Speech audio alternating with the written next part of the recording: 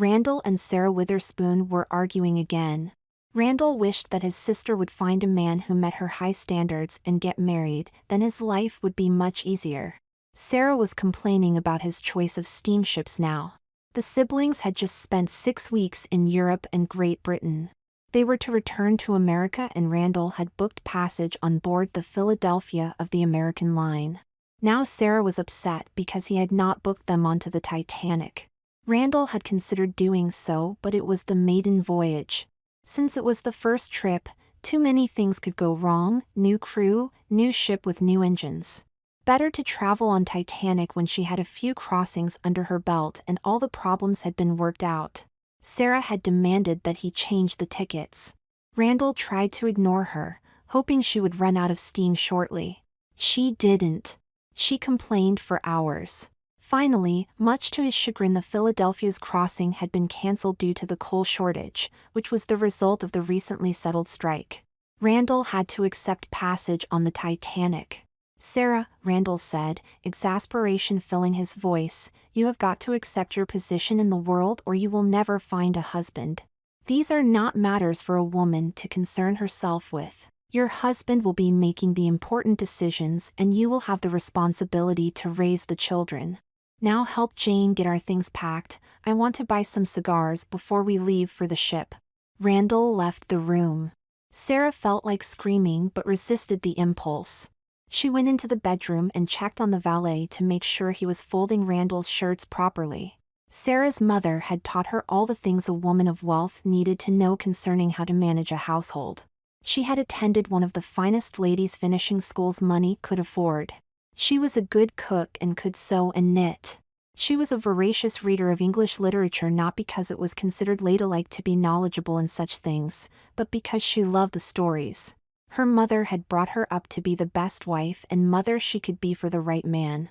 That man would be wealthy and well educated, from one of the best families, of course. And if Sarah liked him as well, so much the better for her. Marriage was the only acceptable calling for a young woman of Sarah's social standing. Once she had produced the correct number of children and had them properly raised, she would be allowed to take up a hobby such as an acceptable charity or a ladies' club. Sarah and Randall were fraternal twins, born at the same time but conceived from different eggs. While there were some similarities, as twins, they could not have been more different. Randall was tall and dark. He had always been a good-looking boy and had grown into a handsome young man. He had his choice of several young women as prospective brides.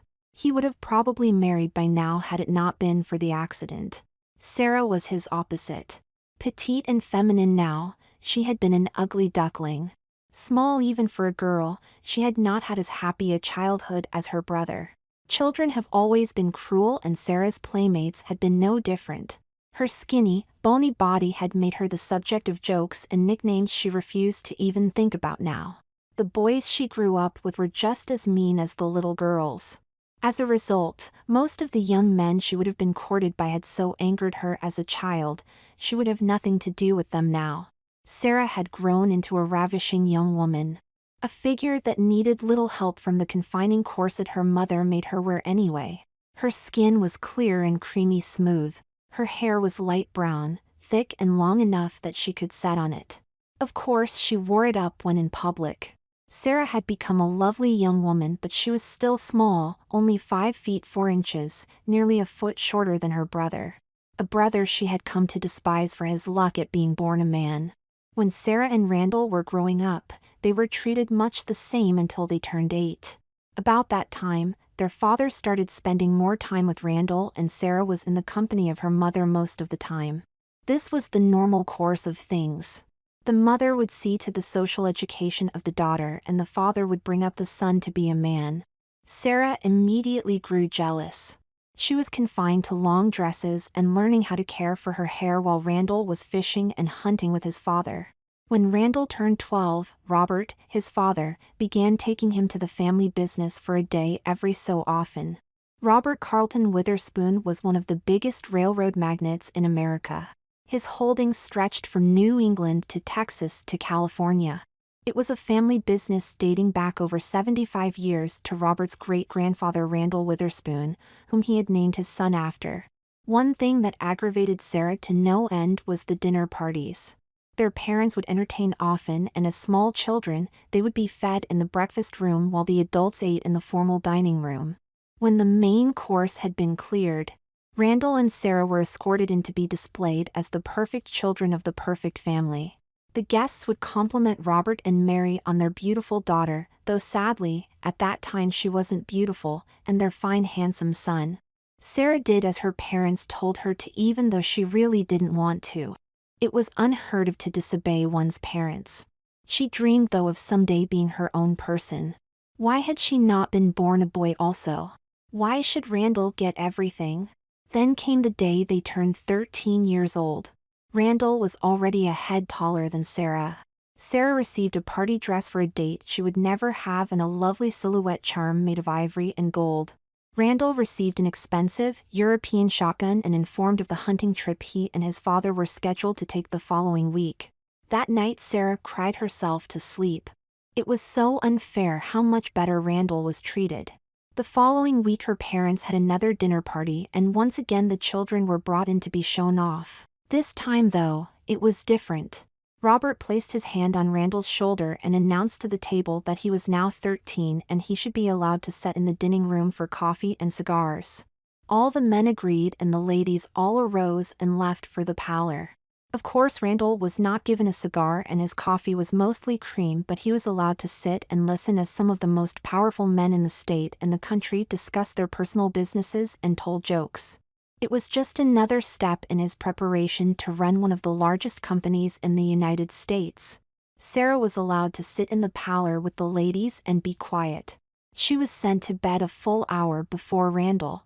None of this was lost on Randall. His attitude towards Sarah and other women began to shift. Randall was being groomed to manage the family business when his father was ready to turn it over to him. They were building a legacy and Randall was being schooled in the keeping of a sacred trust. He was sent to the best prep school and then the finest college. He received a degree in business. He returned to the family home in New York, a polished young man. Any family would be proud to call a son or a son-in-law. Sarah had begged to be sent to university, but it wasn't considered acceptable for young ladies of breeding and class to get an education. That was meant for those women who had to work for a living. Of course, no Witherspoon woman would ever have to do any work that she did not choose to do. Sarah's mother had a garden that she tended and, except for the very hardest digging, she did all the work herself. That was a proper pastime for a mature woman who had raised her children though. Sarah's mother had never been inside her husband's office. As a result of her attitude, the few young men that she would have been interested in were not interested in her. They wanted a woman like their mother who ran a household gladly and without complaining, who would bear and raise children and not complain, a woman who knew her place. Sarah's life was further complicated by the untimely death of their parents. Robert and Mary were killed on a trip to Boston to visit friends. They were riding in their private rail car and there was a derailment. Robert and Mary were the only fatalities. Sarah and Randall were both 23 years old by then. Sarah should have been married and with children of her own, but she had resisted even the most ardent suitors. She was not ready to become some man's property. Her parents had been embarrassed by the fact she was single and over 20.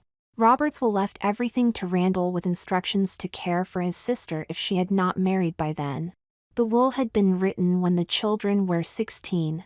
Robert had hoped to be a grandfather by the time Sarah was 21. Sarah was deeply hurt by the will, but it was the nature of the time. Women did not own property to a great extent. They owned their clothes and personal items and perhaps a dowry. Randall gave his sister a generous allowance and was actively seeking her a good husband, as was his duty as her only relative. Sarah was being very difficult about the whole thing. She wanted to go to the university and get an education in business and help run the railroad. As a joke, Randall brought home a toy railroad set from a toy store one day and told Sarah she could run that railroad. Sarah was furious at Randall and refused to speak to him for a full week. Only when he apologized did she forgive him, but she still felt the sting of his prank. Randall refused to finance her education. It would not get her married, so it had no place in her life. 6 months after the death of their parents, Randall announced they were going to Europe for a holiday. Their parents had planned the trip and many of the arrangements had been made.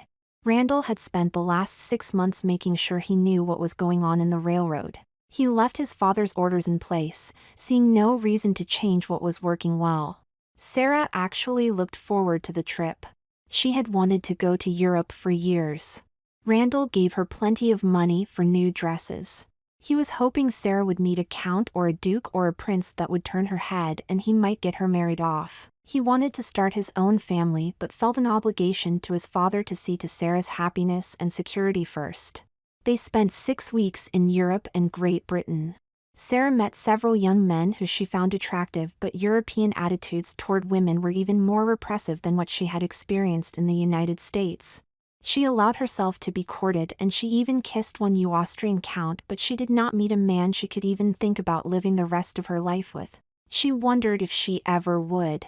Randall had a much better time than Sarah. He escorted several beautiful women to the opera and plays. He was introduced to the cream of the available daughters in 6 different countries. He was one of the wealthiest men in the United States, and that fact was well known. He had delightful times with many of the young ladies, and he was always a gentleman.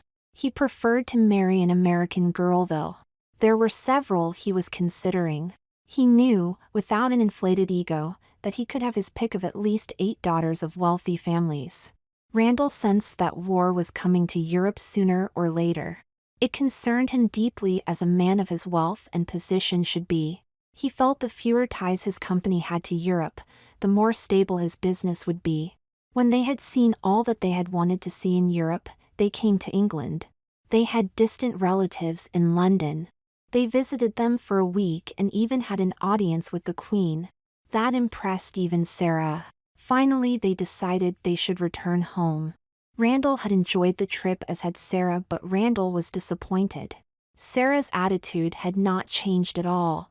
She still wanted to go to college and get a degree. He didn't know why, but that was what she wanted. Randall discussed it with his English cousin, Sir Mallory. Sir Mallory told him, Sarah is a beautiful girl and she has a quick, sharp mind. It may be that the life of a housewife is not one she can accept. On the other hand, if she were to attend a university, mostly male students and instructors would surround her. Maybe she will get a degree, but then maybe she will get a husband. What could it hurt, my boy, to send her off for a year? If she does well enough to continue, then let her. If she comes home with a young man on her arm, you have succeeded. Randall thanked the man for his advice and shook his hand. He had heard the wisdom in Sir Mallory's words. He would let Sarah attend the best university they could find that would accept her. He would surprise her with the news on the ship. Their birthday, April 16th, was approaching and he would have a party for her in New York. He sent several telegrams to Harvard, Yale, and his own alma mater, William and Mary. He left instructions with the concierge at their hotel, asking him to forward the replies to their ship via wireless.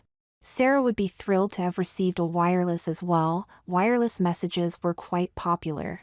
This would hopefully give him a telegram he could show Sarah at the party. Randall returned to the room with a box of cigars under his arms. Sarah hated the smell of the cigars, and Randall was a gentleman enough to not smoke in her presence. He had the box wrapped in oil paper to keep the sea air out.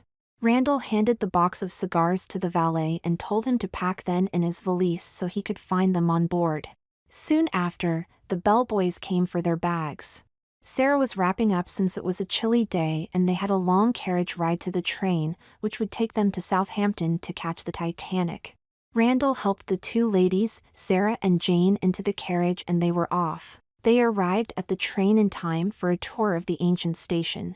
Randall wanted to read the paper, so Sarah and Jane explored until it was time to board the train.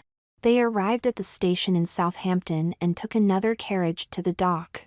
When they got out of their carriage, Sarah and Jane were awed by the sight of Titanic. It was tied up to the dock, huge even from the distance. Randall called a porter over to have their bags loaded on the Titanic. Sarah felt her heart skip a beat. Titanic. Oh, how she had wanted to sail on her.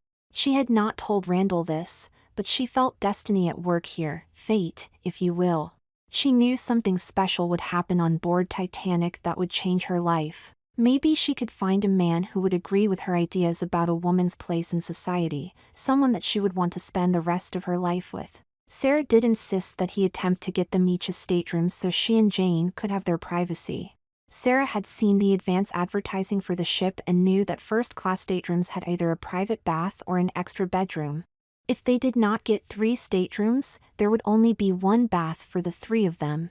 She did not want to have to share a bath with her brother, although she had no objection to doing so with Jane. Randall did succeed in obtaining 3 adjoining first-class staterooms on B deck. Rooms B70, B74, B76. Randall arranged to have their luggage delivered to their rooms. Sarah and Jane began a tour of the ship. They entered through the gangplank for first-class passengers and first located the staterooms they would stay in for the 6-day trip. Sarah and Jane were both impressed with the elegance of the furnishings and the decor. They walked down the corridor to the grand staircase and up the stairs past the clock with the carving of allegorical figures of honor and glory crowning another hour of time. Jane marveled at the beautiful chandelier. They walked out onto the boat deck, so named because the lifeboats hung there, and toward the bow of the ship. Sarah and Jane asked for a tour of the bridge. A young, handsome officer named James Moody very politely refused but promised them both a tour soon after the ship set sail and had cleared land. Sarah could tell the handsome young man had smote Jane. Jane didn't have much chance to meet young men and she was anxious to find herself someone before she got too old. The 2 young women walked away excited and happy. Sarah knew Jane would find a young man to marry soon and she would then lose her friend. However, if she married a ship's officer, she would have to remain home while he was at sea. Maybe she would remain with Sarah? It was silly to try and plan others' lives, Sarah knew, but she loved Jane like a sister. She told her many of her secrets and hopes. When Jane left her, it would be very hard on Sarah. She really did need to find a man she could love. Sarah wasn't against marriage or having children, she hoped to have at least 3 or 4. She just didn't want to be a rich housewife with nothing interesting to do other than raise the children and keep an eye on the staff. Why couldn't a woman run a business? Just because men didn't want them to, that was why. Sarah was still stunned by the fact that her father had left everything to Randall. Sarah and Jane toured the rest of the boat deck, so called because the lifeboats hung there, and found the gymnasium. It had the usual weights and rowing machines, but it had something Sarah had never seen before. A mechanical camel. They laughed at the thought of riding such a device. They found the dining room, again, very elegant. It was approaching lunchtime and the 2 young ladies enjoyed a delicious meal from a magnificent buffet. As they left the dining room after eating, Sarah caught the eye of William Carstairs III, heir to the Carstairs fortune and the future Lord Carstairs. William was the son of the current Lord Carstairs and he was on his way to America to finalize some business dealings with a shipping company. He also hoped to meet a young American woman and perhaps marry her. He had no idea who she would be, but he hoped to find a woman who would want to be his equal, not someone to follow in his footsteps. English women he found to be too set in tradition. Hopefully an American woman would be more progressive. He had not told his parents of his hope to find such a woman. It would be insulting to his mother and probably to his father as well. If he came home with a lovely young woman on his arm, he was sure they would accept her. William felt something when he saw Sarah. She was beautiful, small compared to many of the women he knew, but when he heard her speak he knew she was American. He asked a member of the dining room staff who she was and obtained her name. Sarah Witherspoon. She was on board with her brother Randall. William knew the name. Rich American railroad owners. Parents killed less than a year ago. She was at least as wealthy as he was.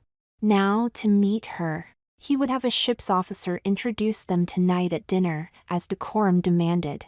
A man did not walk up and engage a woman in conversation unless they had been properly introduced.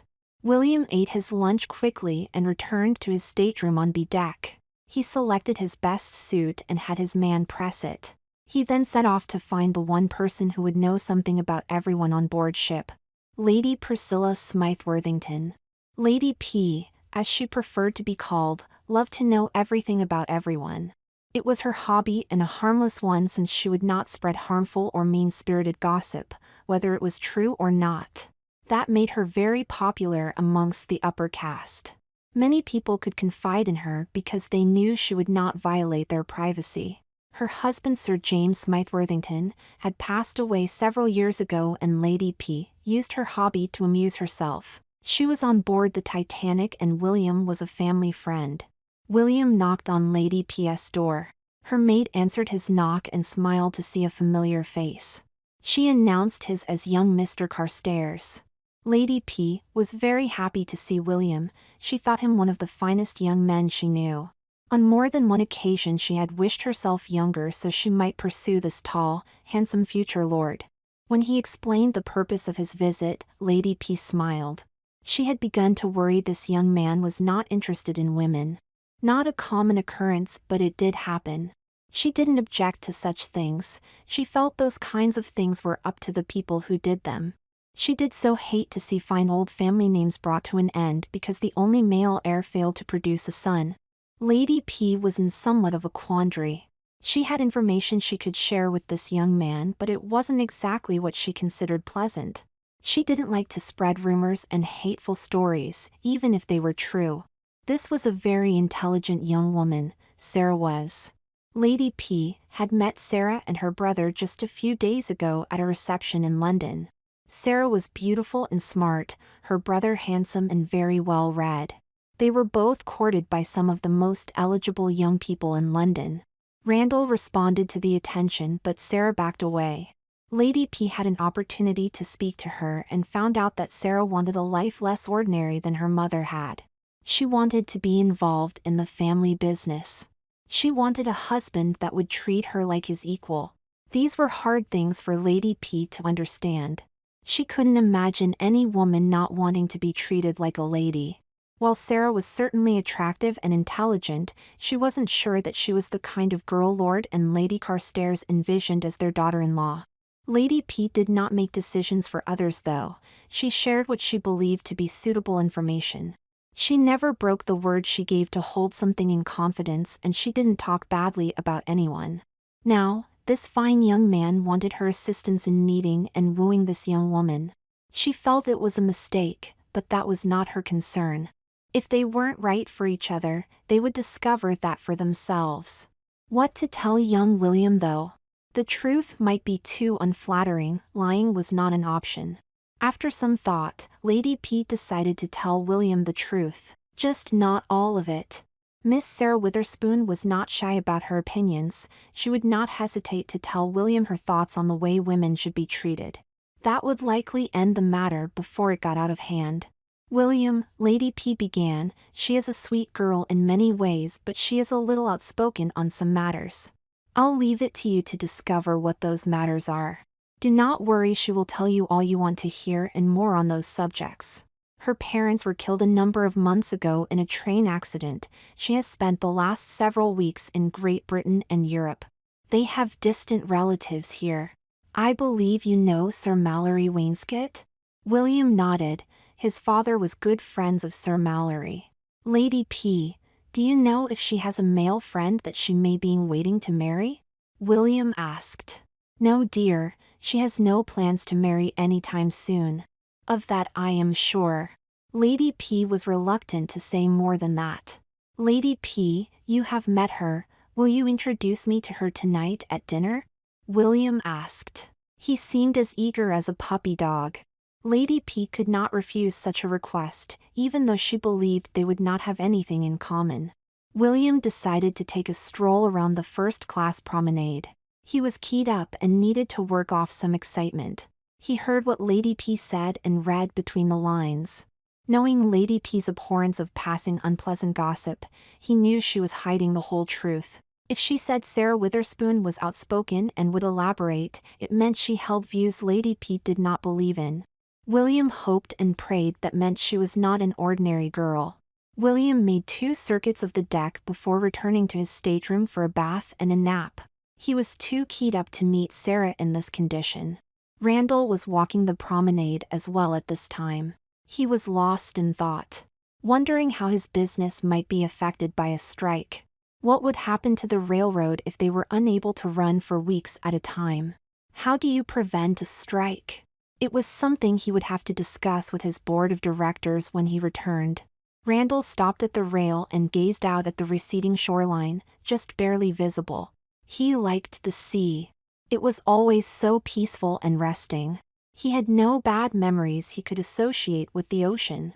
He decided he would build a home by the shore somewhere, maybe in Massachusetts. Lots of nice shoreline there. He noticed several attractive young women on board, any one of which could have been a diversion for him during the voyage. He chose not to approach any of them. He had several young women vying to be the next Mrs. Witherspoon. He would wait until he was back home and try to make his decision soon. When he got Sarah into college, he could start his family with a clear conscience. He walked past the radio room and checked to see if he had received any wireless messages from the colleges he had inquired to. None had come in so far. After walking a bit after lunch, Sarah and Jane returned to their staterooms. They marveled at the decor and furnishings. Sarah decided to have most of her good jewelry stored in the purser's safe. Sarah sent Jane to the purser's office to have her good jewelry stored, and Jane became lost. She was helped on her way by the young bridge officer, Mr. Moody, who escorted her to the purser's office. After she had taken care of her errand, Mr. Moody escorted her back to her stateroom. He suggested she might benefit from a guided tour of the ship and offered to give her one that evening when he was off watch. Jane asked Sarah, and she was given the evening off for the tour. Sarah and Jane were in Sarah's room dressing for dinner. Sarah was dressing early because Jane was going to be out with Mr. Moody. Sarah had found out that he was the 6th officer and from a good family in England. He was well thought of by the other officers. When Sarah was dressed, she helped Jane dress for her date. She loaned Sarah a nice dress and some jewelry. She helped her fix her hair and made sure she knew how to resist any untoward advances. Sarah doubted that would happen, but better safe than sorry. She wished Jane a good time and Jane left for her date. Sarah had little to do for more than an hour, so she read a book until then. She anticipated a boring meal since Jane would not be with her to talk to. Randall would probably rush through dinner to run off to the smoking lounge so he could make new friends. He had admitted there were some very wealthy people on board that he wanted to meet. He had been disappointed to discover that J.P. Morgan had reserved a suite but then cancelled at the last minute. When it was time for dinner, Randall knocked on Sarah's door. She answered and explained that she had given Jane the evening off. Randall nodded, not overly concerned with Jane's whereabouts. She was just a servant to him. Randall and Sarah entered the dining room and were escorted to their table. They were sharing a table with the Comptons, Mrs. Mary Compton and her daughter Sarah and son Alexander Jr. Some humor was made of the fact that 2 young women with the same name were seated at the same table on such a large ship. They made polite conversation until dessert had been served, then Randall excused himself and left for the first-class smoking lounge. Sarah was not surprised. She had known this would happen. She was now alone until Jane came back from her tour of the ship. Mr. Moody had to be back on duty in less than 2 hours. Sarah decided to go back to her room and read. As she was leaving, the maid for Lady Priscilla Smythe-Worthington approached her. She asked Sarah if she would visit Lady P at her table. Sarah jumped at the chance to meet Lady P again. She had so enjoyed talking to her in London. Lady P welcomed Sarah to her table. She then introduced Sarah to a very tall, handsome man. He had coal-black hair which he wore short but neatly combed. He had warm brown eyes with a glint that spoke of adventure.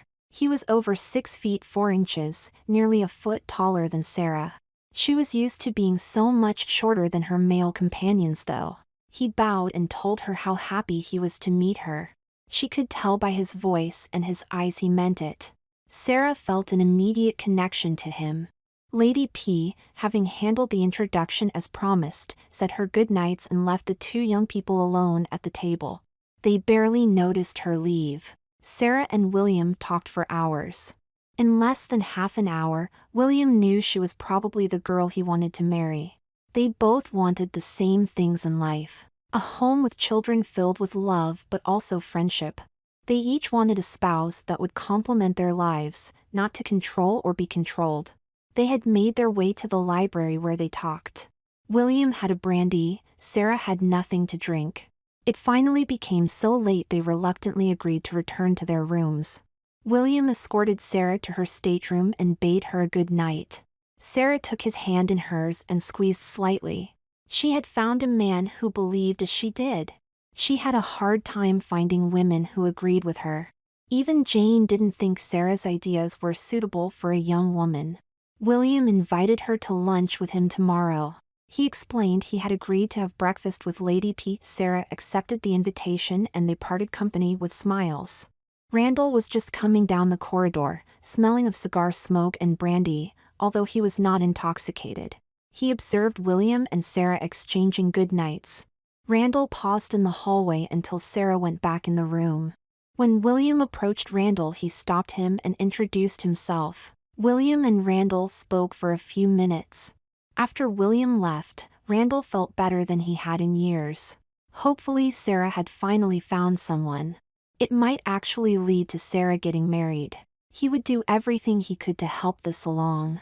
The Carstairs were a fine family with extensive business holdings on both sides of the Atlantic.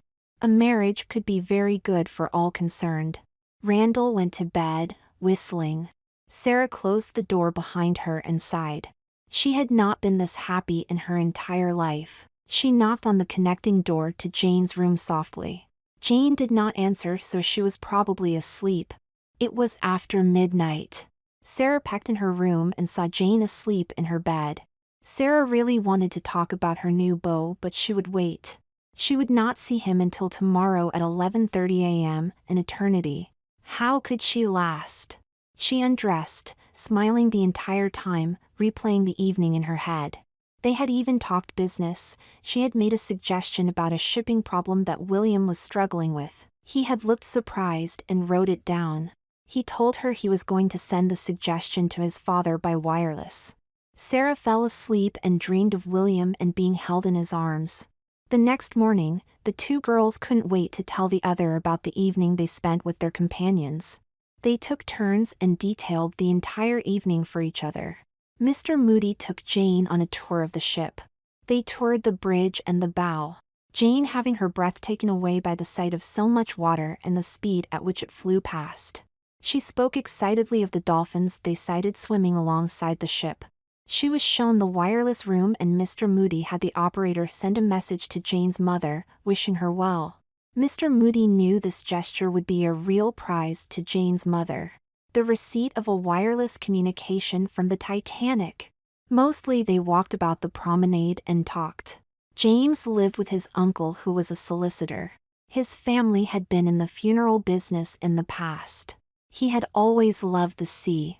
He took pride in his job and he took his responsibilities very seriously. When he was on duty, he had the lives of everyone on board in his hands. He returned Jane to her room 30 minutes before he was due to go back on duty so that he might freshen up and not be late. They had another walk planned for the following afternoon, when he was off duty. Sarah related her night with William.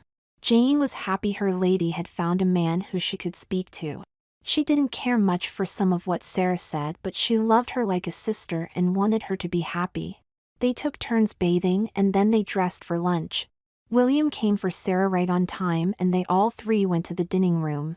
Sarah asked that Jane join them for lunch. She would be leaving just after eating. William gladly accepted the idea, telling Sarah and Jane he would be the envy of every man there with two such beautiful women sharing his table. Sarah and Jane both blushed at the compliment. The three set off to the dining room. It was Friday morning, April 12, 1912. The great ship had less than 3 days to live. Sarah and William spent most of the next 2 days together, getting to know each other. The ship had no pre-planned activities, each passenger was left to their own devices to amuse themselves. There was a reading and writing lounge and a library, a fencing room, a squash court, Turkish baths, the gymnasium and the smoking lounges. Mostly though, you could find Sarah next to William, strolling the deck, enjoying the fresh air and each other's company. For Jane and Sixth Officer James Moody, it was much the same. Jane had her duties to perform as did Mr. Moody, but every available moment was spent together. They strolled the decks and ate meals together, happy just to be close to the other. Jane knew her heart was stolen from her and she was very happy about it. Meanwhile, in another part of the ship, Michael and Bridget Audubon were having another argument. Bridget wanted to walk on the deck and look at the ocean.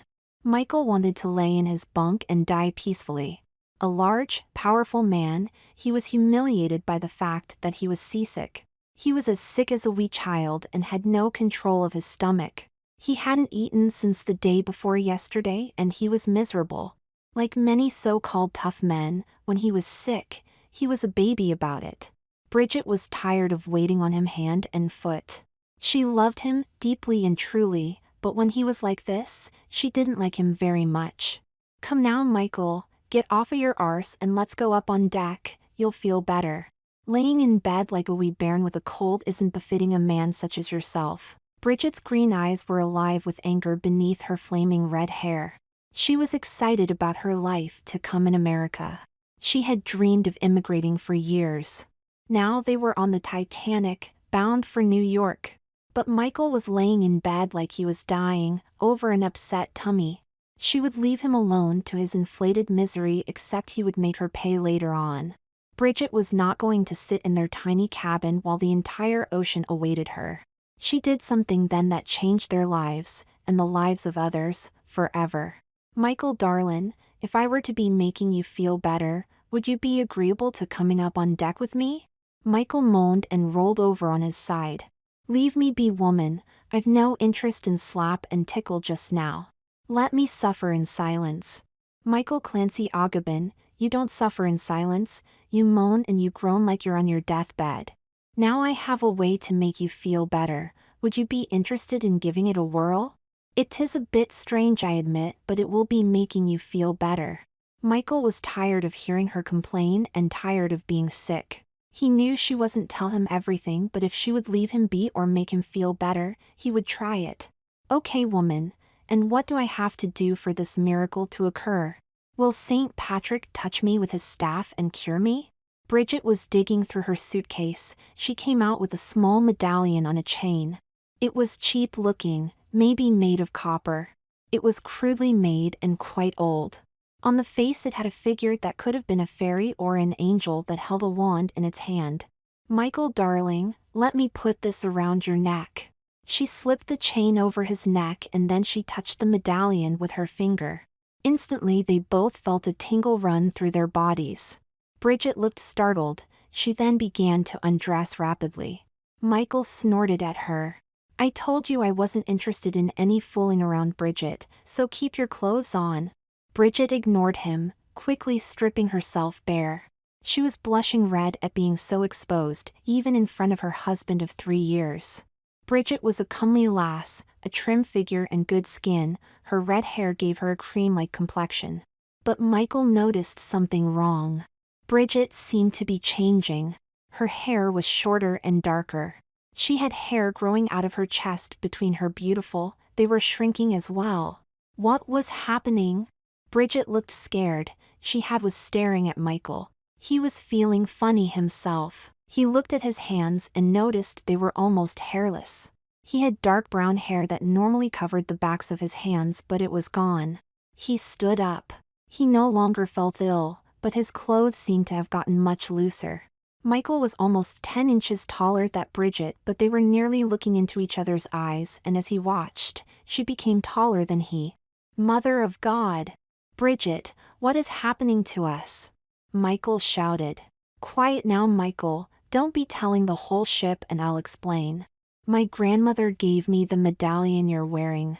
It changes people into each other. We can change back, so don't you go worrying now." Michael lost control. He was faced with the fact that his manhood was being stripped from him by witchcraft and his wife was to blame. He lashed out and struck Bridget in the jaw. He had shrunk so much though that the blow had very little effect. However, Bridget jerked her head back to avoid his fist and banged her head on the steel shelf behind her. She collapsed to the ground, unconscious. Michael knelt by the person who now looked exactly like he used to. Bridget was breathing, but she would not wake up. He needed to get her some help. He stood up and his trousers fell down around his ankles. He looked down and nearly passed out himself. There between his legs was nothing. Well, something was there, but it didn't belong, not to him. Michael knew he must go fetch help for Bridget, but he couldn't wear what he was wearing. Damn the girl, she looked like him now. For the first time in his life, Michael wished women wore breeches. He had to put on the dress that Bridget just took off. Humiliated beyond words, he dressed. It took him much longer than it took Bridget, not knowing how to hook and fasten and the buttons being on the wrong side. Finally, he was done. He glanced in the small mirror and saw his wife's pretty face reflected. Without a thought, his hands gathered his hair up and pinned it in place. He had only thought that it looked wrong hanging down like it was. He didn't understand how that happened, but it made him look closer to normal, for Bridget that is. He spent some time putting on her shoes as well and then had to steel himself for the trip to the third-class medical station. He had to pretend to be Bridget.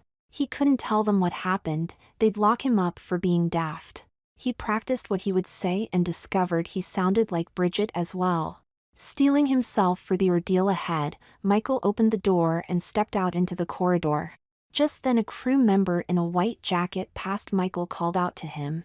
"Steward, my husband has hit his head, I need a doctor, could you be helping me please?" The steward saw the small woman pleading for help and rushed into the cabin she had just left. There, laying on the floor, was a naked man, unconscious. "Cover your husband, madam, I'll go get the ship's doctor." He ran off. Michael threw a cover over Bridget's still body. He knelt by her again and whispered how sorry he was for striking her. She moved slightly at hearing her name. This gave Michael hope. Soon the ship's doctor, assigned to the third-class section, came into the room along with 3 stewards. They helped place Bridget in the bed and cover her up.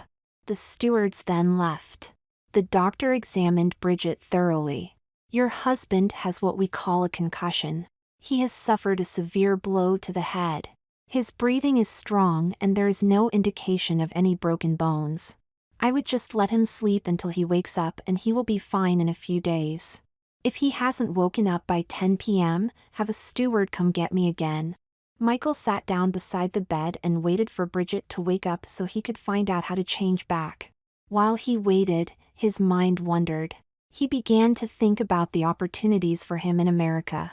Michael had worked hard all his short life. At 24, he had nothing except what fit into his suitcases.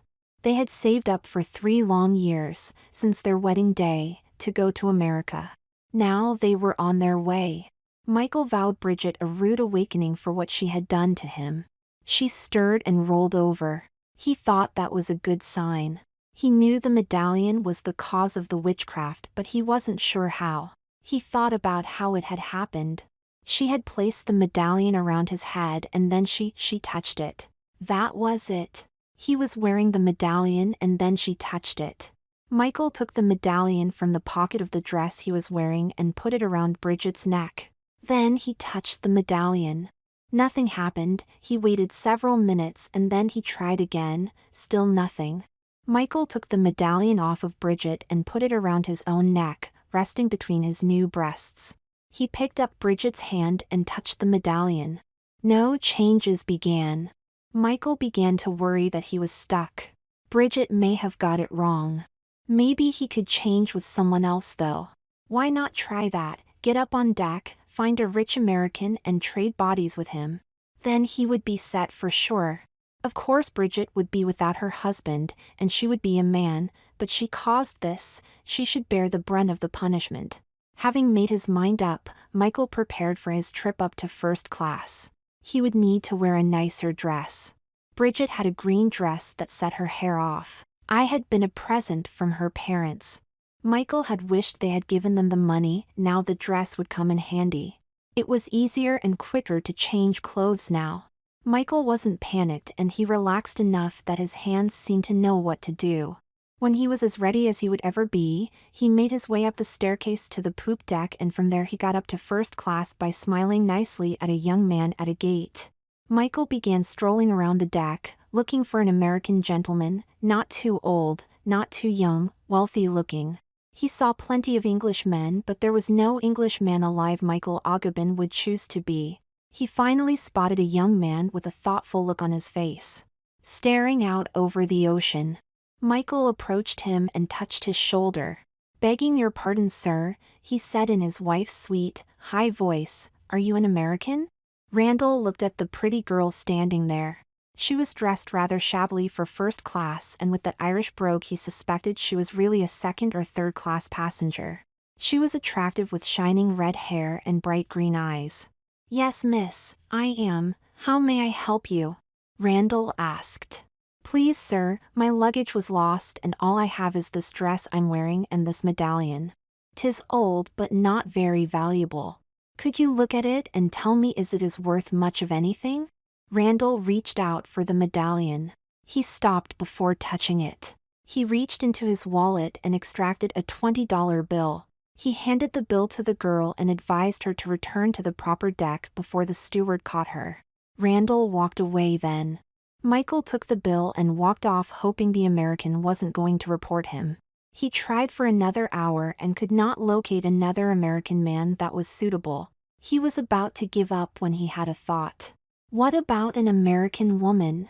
If he changed with a single woman, he could always change with a man later. He just had to make sure he had the medallion when the change was done. Plus, by changing with a woman, he would already be dressed and wouldn't have to worry about being a man in a dress. Michael walked around the deck a little longer and found two young women chatting. One was dressed much better than the other. In fact, one seemed to be in a maid's uniform. Michael approached them. He heard them discussing two young men named James and William. "Begging your pardon, miss, could I trouble you for some advice?" Michael asked Sarah. "Yes, how may I help you?" she replied. "I have heard it said that it is possible to earn as much as $3 a day as a maid in New York. I have had some training, so where should I be looking for work when I get there?" Michael asked. It was a weak excuse for talking to her, but it was all he could think of. Sarah was unsure why this girl wanted to ask her this. She felt sure the girl didn't belong in first class. Sarah suggested she try the hiring agencies that specialized in domestic help. The girl thanked her and turned to go. She stopped and turned back. "Miss, you have done me a kindness. Please let me return it. I would like you to be having this good luck charm. It has done much to change my life and I must pass it on to another or it will become bad luck. Will you accept it, please?" Sarah looked at the medallion. It was very ugly, but she also looked into the eyes of the girl. Such green eyes. She saw an intensity that she had not seen often before. This was very important to her. Sarah agreed to accept the medallion from her. Michael handed the medallion to her and Sarah put it on. She looked down at the medallion and shuddered mentally. She would remove it as soon as possible. Michael felt himself trembling. He reached over to touch the medallion with his finger. He was just inches from the medallion when his arm was grabbed by a large hand. "Okay, young lady, let's be getting you back to third class where you belong," a large steward said as he began to drag Michael away. "But, my medallion, I need it back. Please, sir, my medallion, let me get it back." Michael was horrified. He had lost the medallion. If he couldn't get it back, he would be a woman all the rest of his days. "Now lass, I heard you give it to that fine lady, so shut up." The steward was smaller than Michael as a man but much larger as Michael in Bridget's body. He felt fear like he had never experienced before. Yesterday, he would have pounded this man into the ground and not broke a sweat. Today he was trembling in terror. Besides beating him, there was something more terrible the man could now do to Michael. The steward pushed Michael along, not releasing his grip on Michael's slim arm. They reached the third-class stairway and the steward shoved Michael down the stairs. When they reached the deck Michael and Bridget's cabin was on, the steward allowed Michael to lead the way. The steward wanted to speak to Michael's husband about his being on the wrong deck. Michael protested his husband was asleep and couldn't be disturbed. The steward forced his way into the room. It was empty. Michael was scared something had happened to Bridget. He forgot that just 2 hours ago he had left, never intending to return, willing to strand his young wife in his male body. Now he desperately wanted her to come back. The steward stepped closer to Michael and pulled him close. Michael struggled but could not break free.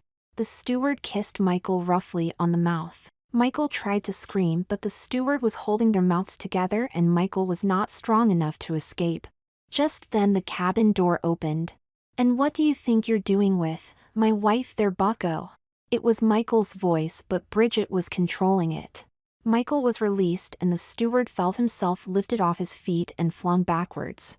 "Touch me wife again and you'll land in the ocean," Bridget said, menace dripping from each word. The steward scrabbled to his feet and ran out the door. A much relieved Michael wrapped his arms around the man who was his wife. Thank God you got here in time, Bridget. That man meant he meant to have relations with me. Oh, Bridget, how can we change back? Please tell me." Michael was nearly crying. "Give me the medallion, Michael," Bridget said. Michael cast his green eyes down and turned away. "I lost it," he mumbled. "What?" Bridget bellowed. "How did you lose it?" Michael explained. Then he sat down and cried. Bridget was stunned. She was trapped in this huge body that she did not want to be in. She was looking forward to bearing children. What would she do now? How could Michael be so stupid as to try and change bodies with a stranger without knowing how the medallion worked? But she was to blame also. She should have told Michael what she was going to do. Now, without the medallion, they were condemned to live each other's lives. Bridget sat down and wept for her loss and the loss of the children she would never suckle. Sarah watched the woman dragged off, protesting. She shook her head, but the incident was quickly forgotten as William approached. He had some business to take care of and had agreed to meet them on deck at this time. Jane was waiting for Mr. Moody as well, and he appeared soon after. The two couples went their own way and were soon lost in their own conversations, forgetting about the strange girl and her medallion. Sarah and William spent the entire day together, walking, talking, falling in love. Sarah knew she was in love that night as William said good night. Feeling bold, Sarah stepped close to him and he took her in his arms. They kissed and her heart melted. 1,000 thoughts ran through her head. They said, "I love him." The kiss lasted forever but ended much too soon. Sarah wanted to never leave his side, but they depart and Sarah went inside her room. She undressed and crawled into bed. While undressing, she discovered she was still wearing the medallion. She took it off and placed it on her table.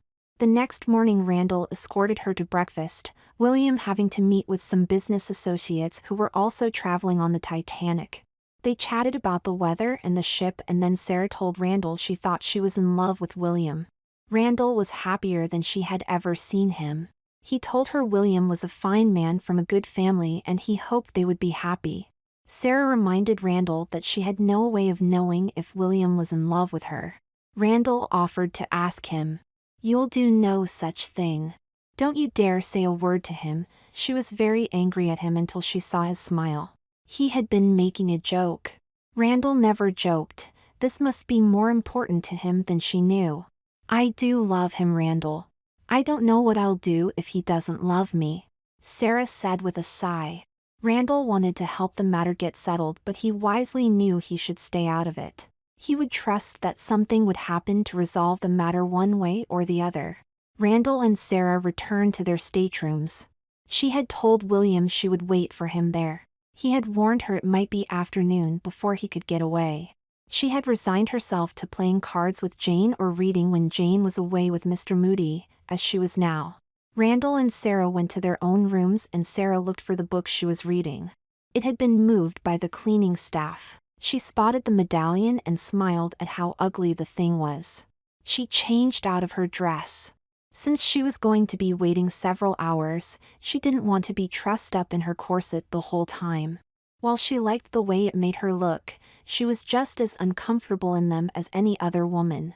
After putting on a dressing gown, Sarah again picked up the medallion and put it on. She went to the connecting door between her room and Jane's. She then walked across Jane's empty room to the door that connected to Randall's. She knocked on the door and called his name. Randall opened the door and stepped aside to allow his sister to enter.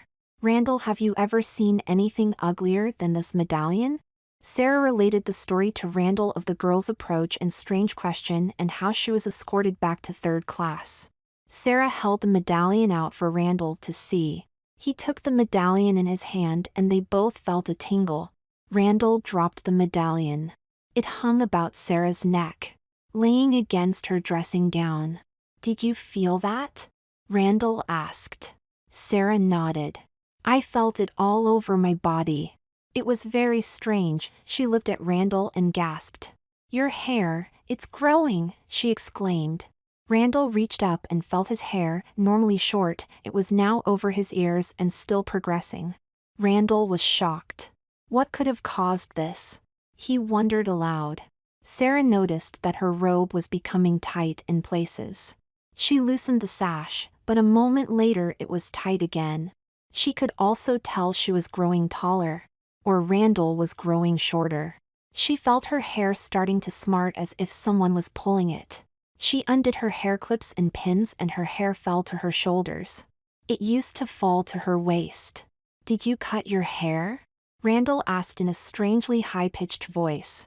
"No, not for over a year," Sarah replied with a much lower-pitched voice than she was accustomed to having. The changes continued, many hidden by clothing but felt by the siblings. Sarah stared at her brother. He looked exactly like her. She turned to the mirror and saw her brother's face staring back at her. They had traded bodies somehow. How could this have happened? Randall had discovered the same thing Sarah had. They were now in each other's bodies. He started to panic. He couldn't be a woman. He was a man. He had to find some way to get back to his real body. "Randall," Sarah said, "this must be because of the medallion. That tingle we felt when you touched it. Try touching it again." Randall reached out with Sarah's slim hand and touched the medallion with trembling fingers. Nothing happened.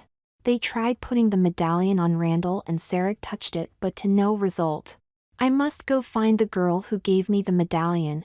She must have been trying to change places with me. I'll find her and we'll pay her to change us back if we have to." Randall said he should handle the matter. "Okay, Randall, which of my dresses would you like to wear? And then, what does the girl look like? An Irish girl with red hair and green eyes? How many are there on board, do you think?" Randall agreed he would have to wait in the room. "But you need to wait in my room. Jane would find it very strange to find you in your room, naked, and thinking it was me." Randall was mortified. He was going to have to pretend to be Sarah if Jane came back before Sarah did.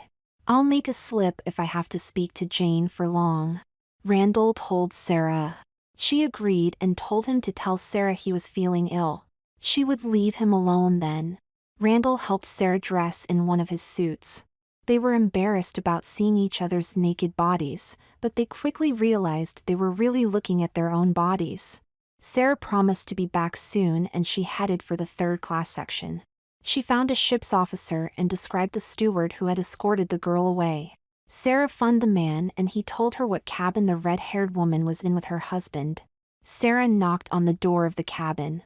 A large man, about Sarah's age, opened the door. Sarah saw the woman sitting in a chair. She looked like she had been crying. Sarah asked to speak to the man alone. The man told the woman to stay put and they went up on deck to talk. Sarah told the man his wife had given the medallion to his sister and a change had occurred. They needed to know how to reverse the change. The man asked if they still had the medallion. Sarah had it in her pocket but told the man it was back in her stateroom, in a safe. The man explained the properties of the medallion. It could change one person wearing it into another person by touching a piece of clothing to it. The wearer would become whoever had last worn that piece of clothing. Two people could trade places also. One would wear the medallion and the other touched it. They would then change places. You could change back, but you had to wait at least 12 hours, although the medallion could work on another person immediately. The only time waiting 12 hours wouldn't work was in the case of women. A pregnant woman could not change, nor could a woman who was in the midst of her monthlies, as the man put it. Relieved that she knew how to return to being Sarah, she thanked the man and began to leave. He stopped her. He wanted the medallion back. It was a family heirloom. Bridget shouldn't have tried to give it to anyone. Sarah explained they could have it back when they reached New York, assuming her sister was back to normal. The man looked upset, but he agreed. They shook hands and agreed to meet when the boat docked. As the man walked off, Sarah called out, "Bridget," the man spun, he was caught. Sarah smiled and turned to go. The man called back, "Good day, Mississippi." Sarah turned and knew she was caught also. They smiled at each other. Sarah returned to her room. Jane had not returned yet, and she explained the situation to Randall. "I see, we just stay in our rooms until about midnight and we can change back." "That's easy enough to do." "Well, I'm going to try out being a man for the day and you are going to see William for me.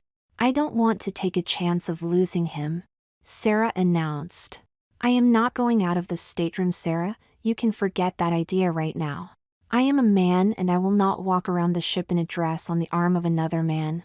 It would not be seemly."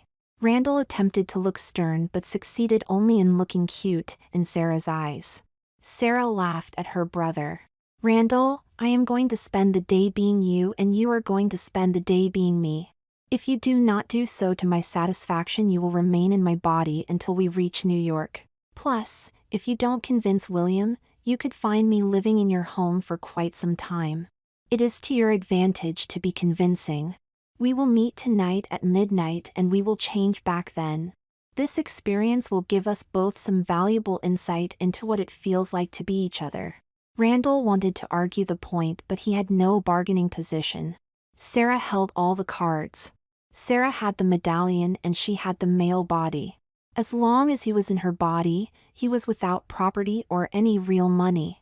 She was right, it would give him a look at the world through his sister's eyes, but he didn't care for the view.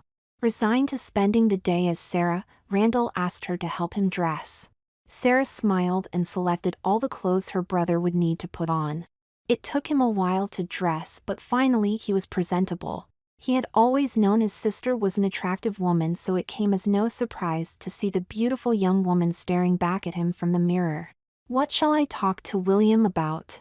Randall asked. "Business, England, America, a woman's place in the world. He agrees with me, by the way.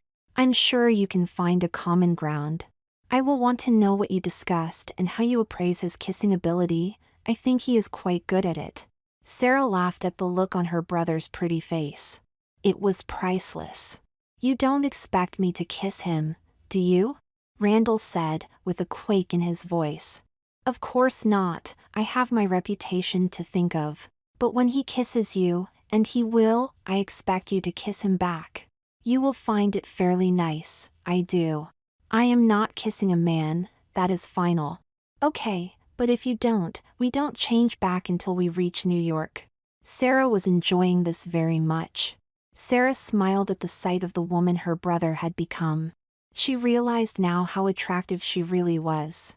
She mentally sighed, wishing she were going to be spending the day with William, but the chance to experience life as a man, even for just a few hours, was too tempting to pass up. She planned on spending time in the smoking lounge this evening talking to the other rich important men who were on board. It occurred to he that she was now one of the richest men on earth and thereby a very powerful man. That much power is very heady stuff. But Sarah did love William and she enjoyed being a woman, although she had not yet sampled carnal love. That of course was something reserved for her honeymoon. Sarah reminded Randall to remember her name and set off to find out what being a man was all about. She returned to Randall's room and became aware of a slightly different yet familiar type of discomfort. She had to use the toilet. Well, it would be much easier this time, not having to disrobe practically, but she was going to have to touch something she had never seen before today. While dressing before going to look for the girl Bridget, Sarah had found out that men had their pants cut a certain way depending on how they dressed, right or left. Randall preferred to dress right, his right pants legs being cut just a little fuller than the left. Sarah stepped into the bathroom and took care of the business at hand. When she finished, she was relieved in more ways than one. Sarah decided to head up on deck. She patted the pockets of Randall's jacket for his wallet and found his leather cigar case. It was designed to hold 3 cigars and keep them from being crushed. She opened it and observed 2 cigars in it. She took a cigar out and inhaled its aroma. Sarah hated the odor of cigar smoke, but she found this to be pleasant, comforting. She had a sudden urge to sample the spice of her brother's. She found his box of cigars and placed a cigar in the empty slot of the case. She then headed up to the promenade deck. Arriving on deck, she cast about for anyone she might know, and seeing no one, she strolled about for a while, building up the nerve to light a cigar.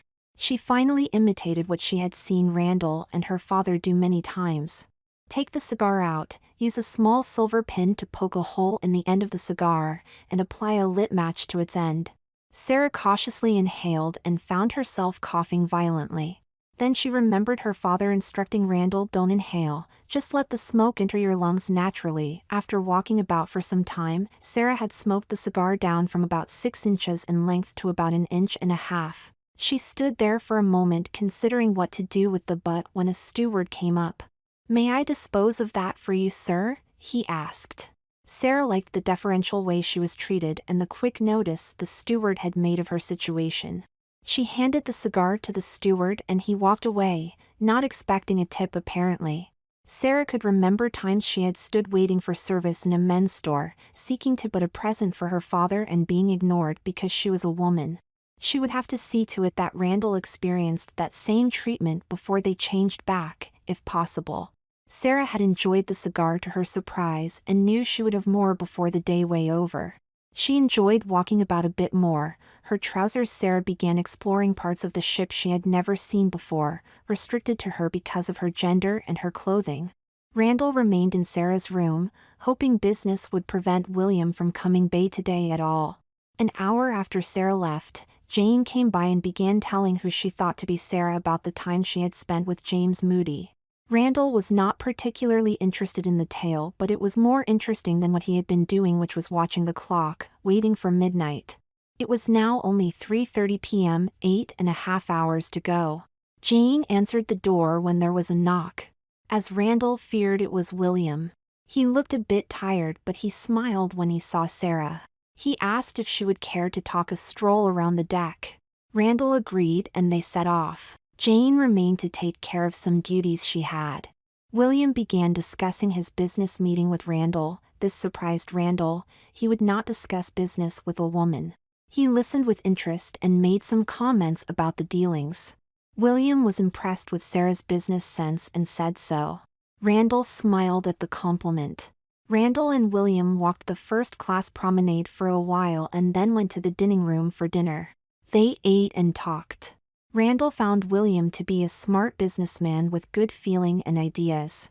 He was not attracted to him, but he did like him. He hoped he and Sarah were happy. They seemed to share this strange idea of women getting treated like men. Randall doubted that he could ever accept such a notion. After dinner they walked briefly, but it was turning cold, so they went inside to the library. Sarah did not drink liquor, so Randall ordered hot chocolate. William had a brandy. They talked of England, America, and then, to Randall's discomfort, the talk switched to themselves. He tried to get William to speak of his own family because Randall did not know much about Sarah's day-to-day activities. Randall looked up and noticed, to his surprise, that it was almost 11:15. He had enjoyed the conversation so much, the time had flown by. If and when Sarah married this man, Randall would have to spend some time with him. Randall had relaxed somewhat, but he was still anxious to get out of the uncomfortable clothing and most of all out of this body. He decided he would wait until about 11:45 and then ask William to take him back to Sarah's room. He hoped he could avoid the kiss, but he wasn't sure he would be able to. William noticed Sarah was looking at the clock. He believed she was getting tired, so he suggested a short walk before returning to her room. Sarah agreed and they headed out to the promenade.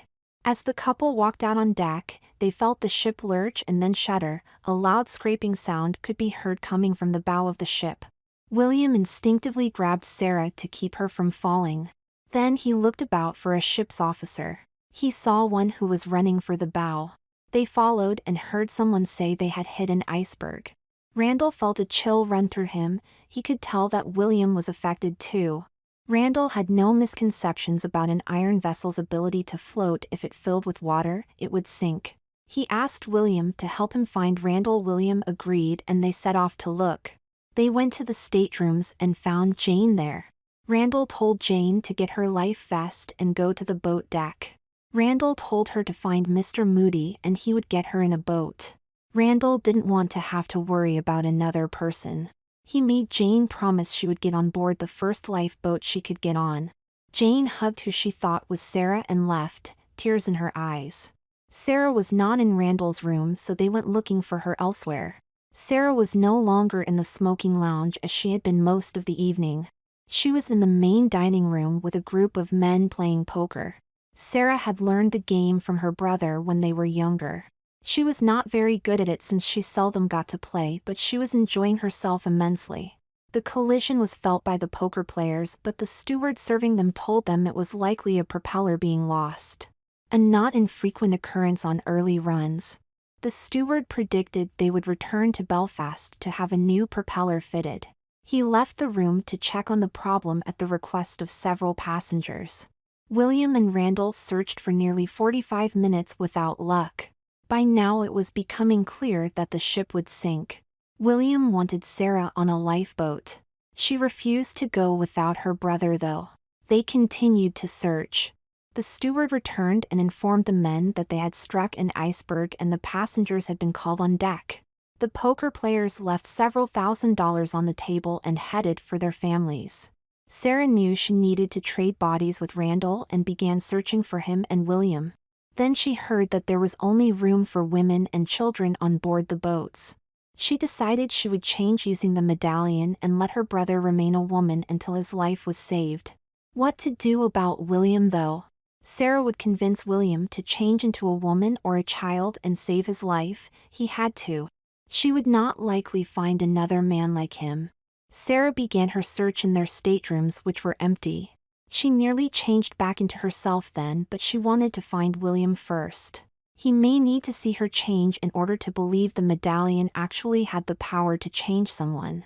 Sarah decided to go to the boat deck and look for William and Randall. On the boat deck, William was arguing with Sarah about getting in a boat. She was being extremely stubborn about waiting until they found her brother. William was very concerned about the ship sinking with Sarah on it.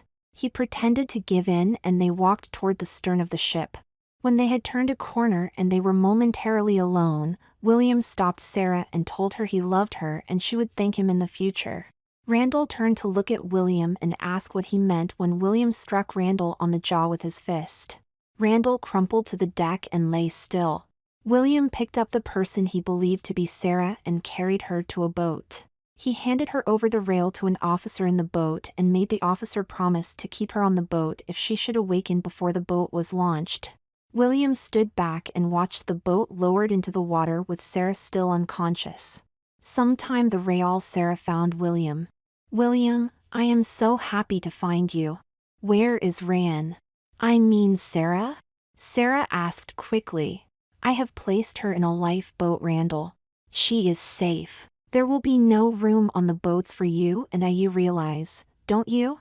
William said. Sarah was incredulous. Randall left her on board. He left William and she behind?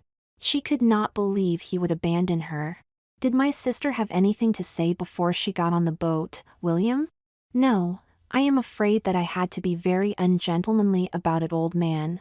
I was forced to render her unconscious to get her on the boat. She just wouldn't listen to reason. I was concerned if she remained longer she would be lost as well. I do apologize for striking your sister, Randall, but I had to. I do love her. I had intended to ask her to marry me. Do you think she would have accepted?" "I have no doubt in it, William. She would have accepted gladly and you would have been a welcome addition to our family." Sarah put her hand on William's shoulder. I understand Mr. Guggenheim is going to meet his fate in the first-class lounge as a gentleman. Shall we join him? William asked. Randall was awash with feelings. Shame at having doubted Randall and love for the man next her. She was angry with the medallion for the turmoil it had caused in so many lives, but then she realized the medallion had done her a great favor. Thanks to the medallion, she would be able to spend the rest of her life with the man she loved. That sounds like a wonderful idea, William. The first have a couple of excellent cigars, and I would be honored if you would share one with me. Sarah realized William would never hide in the skirts of a woman just to save his own life. She would not leave William to die alone. She had learned much about what it takes to be a man. She must get the medallion to Randall though. She took it out of her pocket and was considering how to get it into Randall's hands when a large man ran her into. Sarah was sent flying and the medallion flew from her hands and disappeared over the side of the ship. William helped Sarah up. She looked about for the medallion and William told her it had gone over the side. She mentally prayed for Randall's future as Sarah. Sarah stopped short. She had just had a thought. She discussed it with William and they set off for the wireless room. Quick, I must send a wireless, it is vitally important, Sarah said.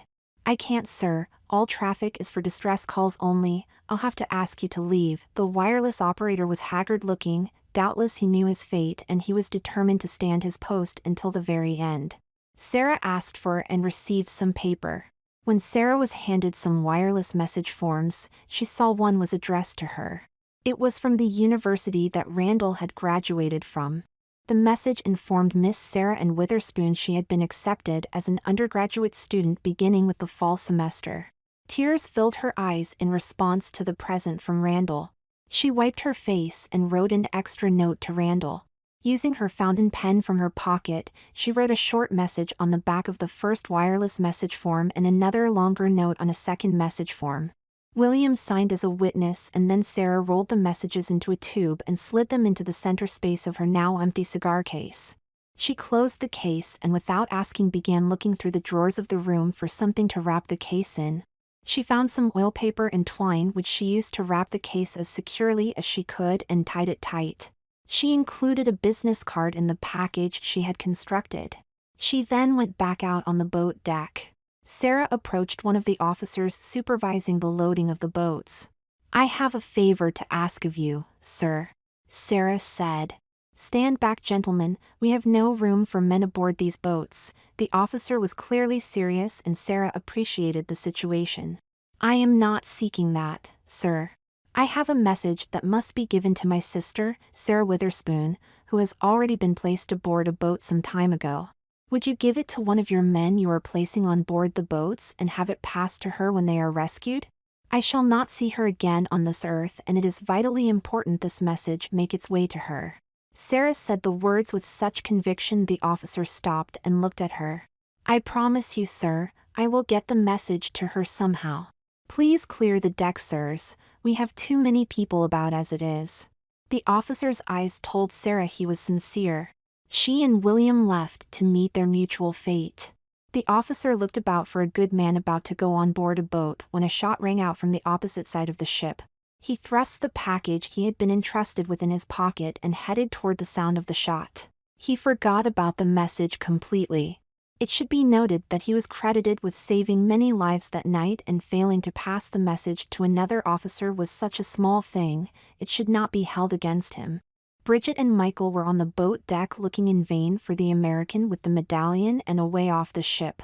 Michael felt so helpless in his frail female body and Bridget was scared as well. Michael spied a loose hatch cover. He pointed it out to Bridget. She managed to free it. The ship was listing badly now and once freed, the cover slid down the deck toward the water. The two ran after it and managed to climb on board when it hit the water and floated. Bridget and Michael just barely fit on the cover. They floated on it until daylight and a lifeboat from the Carpathia picked them up. They located Sarah on the ship, but she told them the medallion was apparently lost with the ship. Michael began crying and Bridget held him as he bemoaned his fate. He knew he was being punished for attempting to steal a life. His guilt was increased by the fact that he had sentenced Bridget to life as a man. Far below the boat deck, the medallion had fallen into the lap of a man sitting in another lifeboat. He was a man, but he was dressed as a woman. The man was named David Henderson, an American from Pittsburgh. He had been physically small all his life and had struggled to overcome his size. He was a self-made millionaire, owning a steel plant. He was returning from a trip to Europe with his wife. Their children were grown and had families of their own. David looked forward to a long retirement. He planned to sell the business when he returned and spend the rest of his life relaxing. Then the ship hit an iceberg. He was going to die and all his hard work would be wasted. He determined not to die tonight. He saw to it his wife was safely in a boat and kissed her goodbye. He then ran back downstairs to a stateroom across the corridor from his own. The young woman who stayed in the room was almost exactly the same height as David. His plan was simple. He would dress in one of her outfits until her got on board the ship that would pick them up. Then he would strip off the female clothing he was wearing in a private place and blend in with the other survivors. If he was caught after getting on board the lifeboat, they wouldn't pitch him off. He may be hated for living, but he would rather be hated and alive. He kicked in the room door and shut it behind him. He tore through the woman's clothes and found something suitable. A simple dress that covered him from his neck to the floor. He found a scarf to wrap around his head and a cloak with a hood to cover his face. He tried on her shoes and while tight he found he could walk in them. He saw a bottle of perfume on the table and sprayed himself for added measure. He pulled on a pair of gloves and he was ready. He went back to the boat deck as fast as he could. The clothing was tight over his regular clothes and it slowed him down, but he made it in time to get on board a boat. He kept his head down and sniffled as he sat there, pretending to be scared and crying. When the medallion hit his lap, he jumped but then saw it was just a piece of jewelry. Apparently someone wanted it saved, so they threw it into the boat. He picked it up but could not see it in the darkness. He hung the medallion around his neck. The woman next to him, not much more than a girl, saw him catch the medallion and put it on. She reached out with her gloved hand and held the medallion, trying to see why it was so important to someone. She couldn't see and she dropped it. When her gloved hand touched the medallion, David felt a tingle all over his body. He thought it must be fear of the cold. Then he began to feel funny. He no longer felt as confined in his clothing, they were looser somehow. He also felt his hair moving, the scarf was getting tighter, then his shirt began to feel tight. He knew something was wrong but not what. The older woman across the seat from him was staring at him hard. He tried to ignore her but she kept staring. She asked him who he was and he just shook his head, pretending he did not speak English. She persisted but he refused to speak to her. When they were picked up several hours later, the older woman told the boat officer she thought a man had stowed away on board. She pointed out David. The officer looked upset but also reluctant to do anything. He had survived. He wasn't too upset with another person who had done so as well. The woman insisted he verified David was a woman before he slipped away. The officer walked over and asked David to remove his scarf. Knowing he could not be punished for living, David unwrapped his head and his long black hair fell about his shoulder. His bright blue eyes shone with youth and promise. The officer was almost in love with this lovely young woman at first sight. He profusely apologized and gave a withering glance at the older woman. The officer touched his fingers to his hat while bowing slightly to David and he went on to other duties. David was thunderstruck. He wasn't accused of stowing away. Why had he called him Miss? David looked about for something to see himself in. He saw a porthole with a clean piece of glass and ran over there. He walked different and his center of balance seemed off. He stared at the young woman looking back from him in the glass. He felt his body through the clothing and fainted. When he came to, he was in the ship's medical bay, being checked over by a doctor. He asked David if he was pregnant. He fainted again. When he came to this time, he was alone and he again felt his body. He was a female, no doubt about it. He was no doubt being punished for his sin. He looked about for his clothes. They were laying on the chair next to the bed. He got up, putting on the dress and cloak. His male clothes were there also. What must they have thought to find 2 sets of clothes on this young woman? He removed his wallet and emptied the cash out of it. He was carrying several $1,000s. The dress had no pockets, so he folded the money up as small as he could and stuck it in his new bosom. The shoes were looser now, and the dress was not a perfect fit. He was not aware that he had turned into a duplicate of the young woman on the boat who handled the medallion. He was as prepared as he ever would be. He left the infirmary and went back up on deck. They were passing by the Statue of Liberty. He felt the same pride he had always felt whenever he saw the sight. Now it was mixed with shame for what he had done and the knowledge he was being punished. He could not bear to go to his wife though he saw her. She would not believe him. Even if she did, what would they do? He decided he would get whatever assistance the shipping line offered him and seek a new life elsewhere, take a new name and try to make up for his sins. The medallion had been placed on the clothing David had been wearing under his dress. He did not look for the medallion, so it was left behind. A crew member picked it up and kept it for years, never discovering its secret. It was passed on to a nephew when the crew member died. The nephew disappeared soon after accepting receipt of his late uncle's personal belongings. The medallion disappeared with him Sarah, for she was now Sarah and would be all the rest of her days, awoke while still on board the lifeboat. It took her some time to gather her thoughts and realize where she was and what that meant. She was shocked into rationality when the great ship broke into 2 pieces in a terrible screeching of ripping metal. The screams of the dying filled the cold air about her. The great boat slipped beneath the waves and vanished as if it had never been there. She looked about the lifeboat and was shocked at how empty it was. Fewer than 30 were on board. The night was dark, but someone struck a match and asked her if she was okay. She asked how she had gotten on board. The crew member told her that William knocked her unconscious before lifting her into the boat. The Titanic was gone, and likely, so was the real Sarah. What of Jane, William, so many others? The girl in the green dress who wasn't really a girl. Had she survived, fated to the same life Sarah would now live? Formerly a man but now a woman. What would become of her? Another match was struck and a man spoke to her, asking if she was well. Sarah turned to the man and recognized him. "You are Bruce Ismay, chairman of the board of the White Star Line. Do you make a habit of leaving your passengers aboard a sinking ship, while you survive, sir?"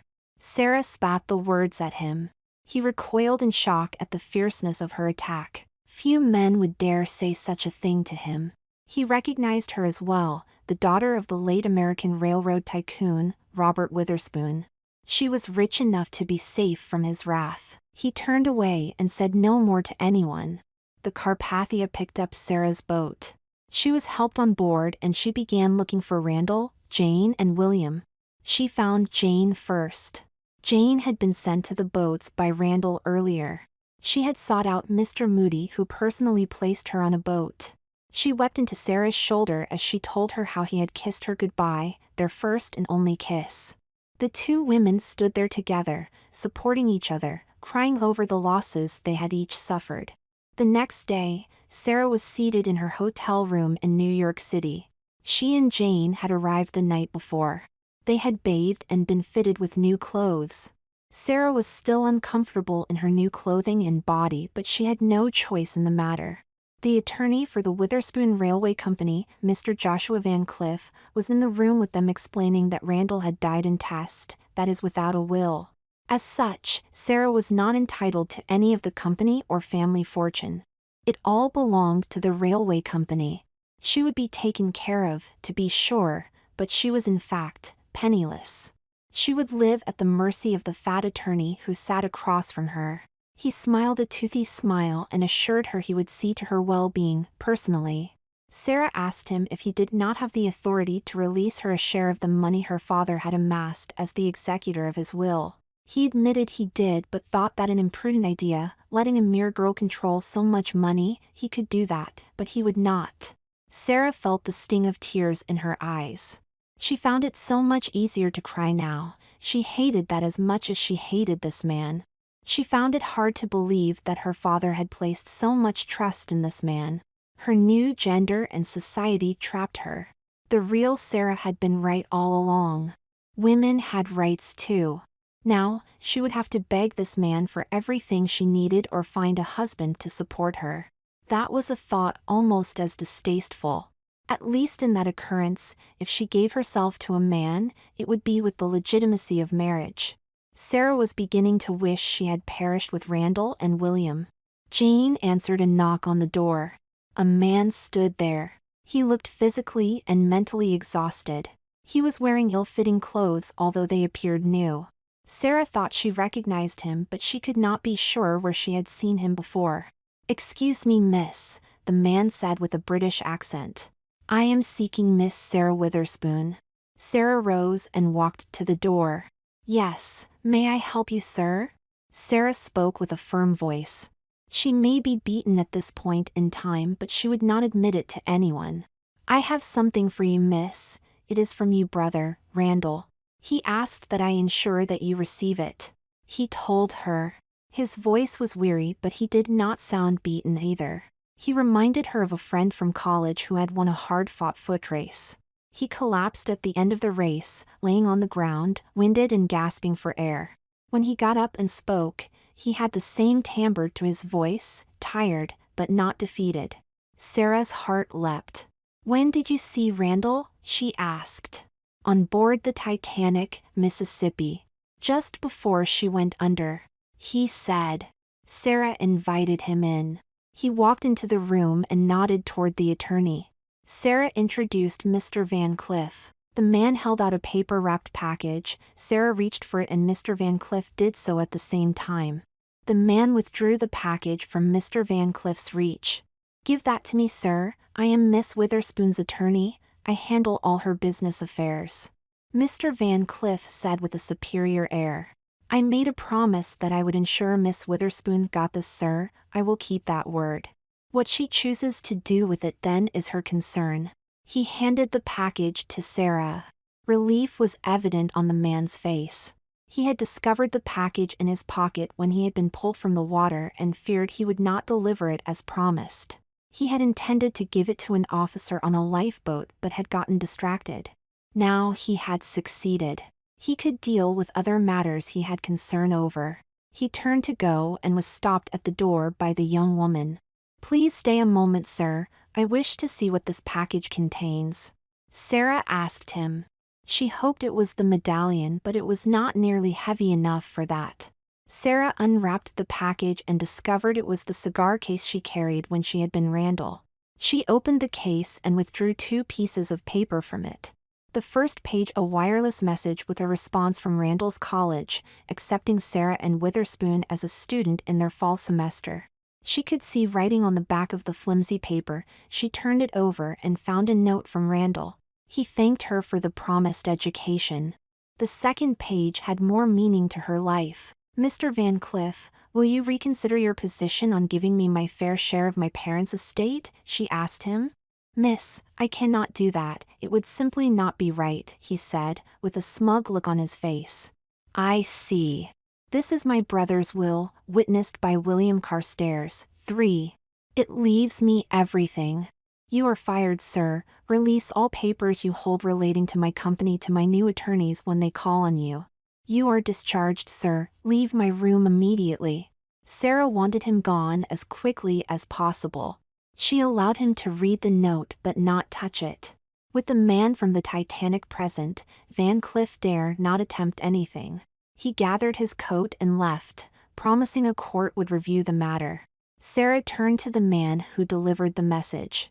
"I did not get your name, sir," Sarah said. "Lightoller, madam, Herbert Charles Lightoller, 2nd officer, RMS Titanic." "I prefer the name Charles."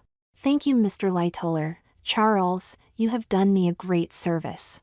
May I reward you for your trouble?"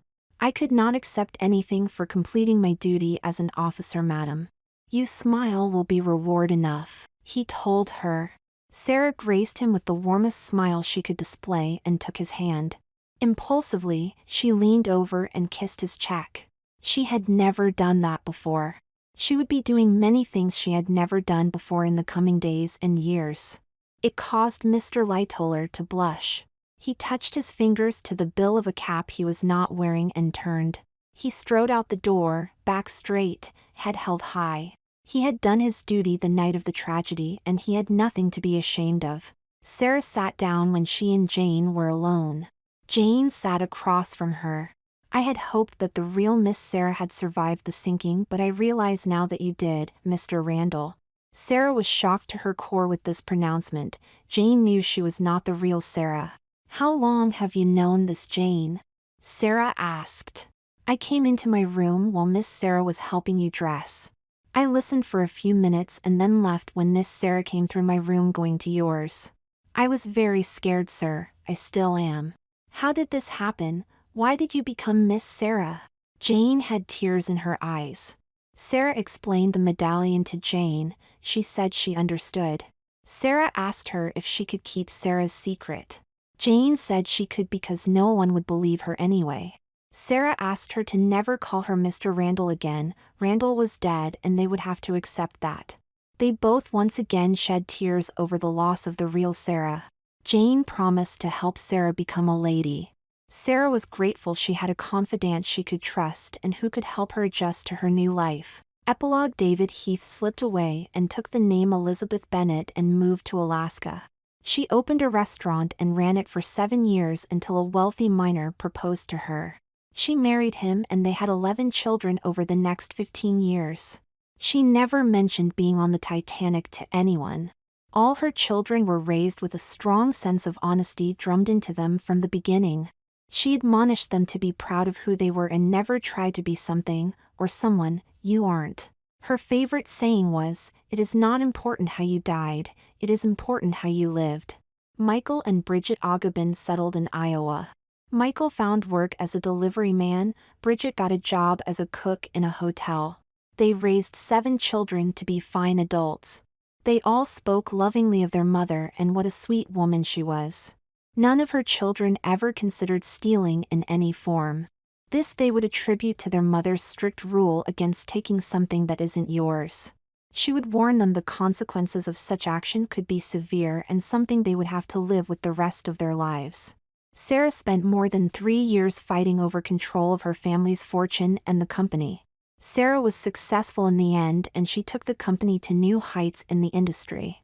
During the court battle, Sarah met a young attorney who she discovered she was attracted to. She had adopted her sister's position that women should be treated as equals. The attorney, John Michaels, shared that opinion. Sarah was uncomfortable having feelings toward a man for a time, but she found those feelings hard to ignore. Her body and her mind were coming together. Sarah and John were married 2 months after the legal battle was won. Sarah continued to run the business for the next 3 years until she became pregnant. It was not a surprise, she had wanted a child. She hired a good man to run the company, but she still kept an eye on it. She usually came to the office at least once a week and made sure her company was being handled well.